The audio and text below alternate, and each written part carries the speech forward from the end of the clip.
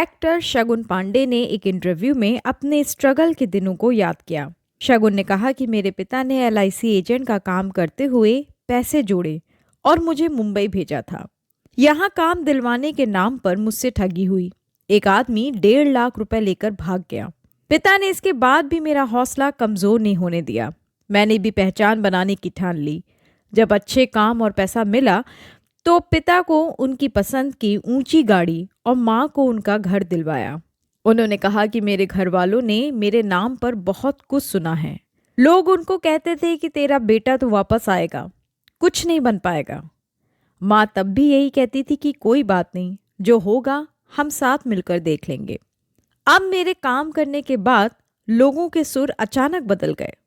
उन्होंने कहा कि अब जब मैं जाता हूँ अपने घर वापस तो लोग मुझसे मिलने के लिए आ जाते हैं। लोग मुझसे भाई भाई करके बात करते हैं।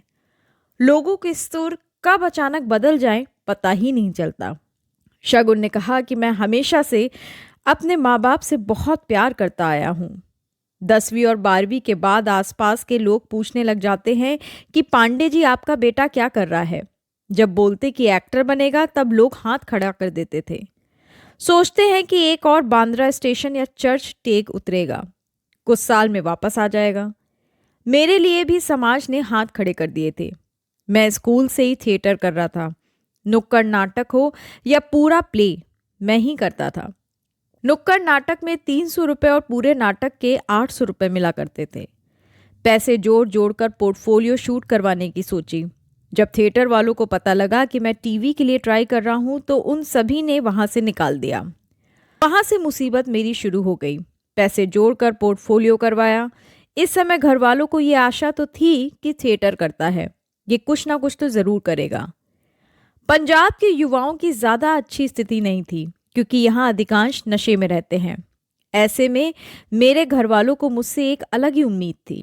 मेरे पिता चंडीगढ़ में एलआईसी एजेंट रहे हैं। ये ऐसा काम है जहाँ हर रोज़ कमाना होता है। बचपन से पिता को ये काम करते हुए मैंने देखा।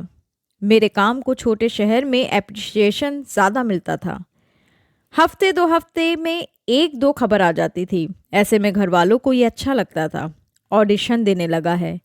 यहाँ कुछ काम नहीं हुआ नहीं तो मैं छोटा मोटा ऐड भी करने को तैयार था। समाज के लोग भी सवाल पूछने लगे थे कि फिर मुंबई चला गया। वहाँ मुझे किसी ने 1.5 लाख रुपए में काम दिलवाने की बात कही और वो आदमी पैसे लेकर गायब ही हो गया। तब मेरी उम्र महज 17 साल थी। उस समय मुझे फ़ोन से भी घबराहट हो गई थी। मिडिल क्लास आदमी के जोड़े हुए पैसे डूब जाएं तो कैसा होगा। फिर भी पिता ने मुझे एहसास नहीं होने दिया और मेरा मोरल डाउन भी नहीं होने दिया। मुझे ठगने वाले का नाम डैनी जोसेफ नाम था। वो नाला सोपारा का था। इसके बाद मैं वापस चंडीगढ़ आ गया। यहीं से ऑडिशन देना शुरू किया। उस समय मैं 100 किलो का था। तब मुझे एक कंचन मैडम मिली। उन्होंने एक लड़की को मेरे साथ खड़ा किया और पूछा कि तुम किस नज़र से लीड एक्टर लगते हो। मुझे रियलिटी समझ में आ गई। मैंने अब शरीर पर काम करना शुरू किया। 6 महीने में अपने आप को मैंने पूरी तरह बदल दिया। वापस मुंबई आ गया। किसी तरह पहला शो जय संतोषी माँ मिला। 3 दिन तक मैंने काम किया। 3 दिन के 9,000 रुपये मिले। इसी से मेरा महीना चलना था। इसके बाद मैंने हौसला नहीं छोड़ा और ऊपर वाले ने मेरा साथ नहीं छोड़ा।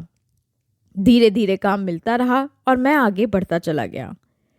मैंने अपनी पहचान को बढ़ाने के लिए स्प्लिट्स विला शो किया। इसके बाद लीड रोल मिला। जो विलन था वो भी चल गया। इसके बाद की कहानी बदल गई और बस सब कुछ मेरे साथ अच्छा होता गया।